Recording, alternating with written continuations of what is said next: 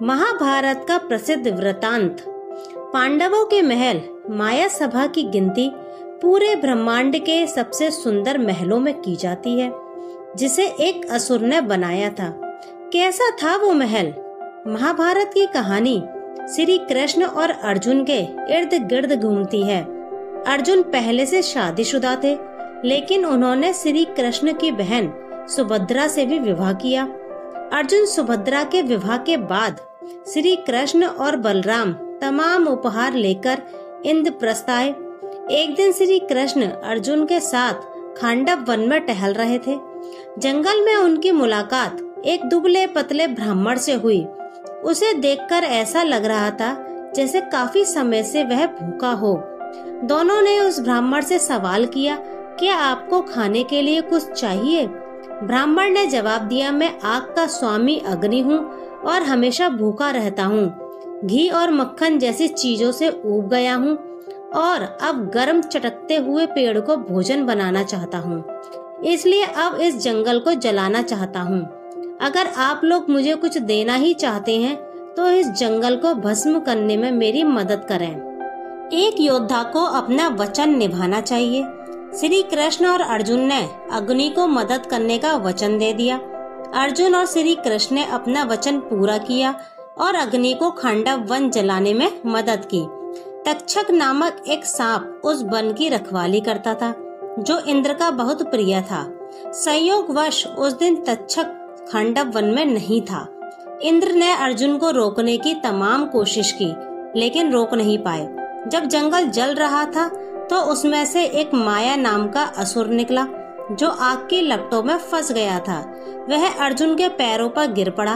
इस दौरान श्री कृष्ण ने उसे खत्म करने के लिए अपना चक्र निकाला, लेकिन अर्जुन ने उन्हें रोक दिया और माया की जान बचा ली।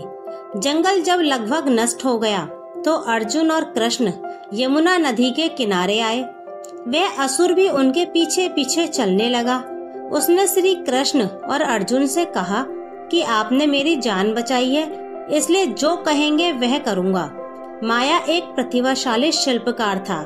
उसने पांडवों को अपनी नई राजधानी इंद्रप्रस्थ के लिए सबसे आलीशान महल तैयार करने का प्रस्ताव दिया, जो खांडव वन के करीब था। श्री कृष्ण और अर्जुन ने हामी भर दी।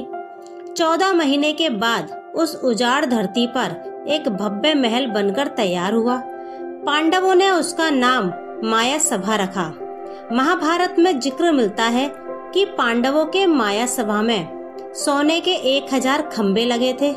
पूरा महल सफेद संगमरमर का बना हुआ था और आधी रात को भी चांदनी की तरह चमकता था। महल की खिड़कियों में सोने की जालियां लगी थी और गलियारों में चमकते रत्नों के दीपक लगे थे।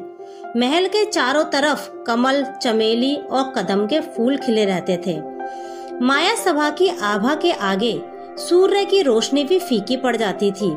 नए महल में जाने से पहले पांडवों ने प्रार्थना और अनुष्ठान हवन किए। नगर में बड़े भोज आयोजित किए गए और पड़ोसी राज्यों से राजकुमार और राजाओं को समारोह में आमंत्रित किया गया। उस उत्सव में कौरवों को छोड़कर सब आए, हालांकि उन्हें भी विधिवत आमंत्रित किया गया था।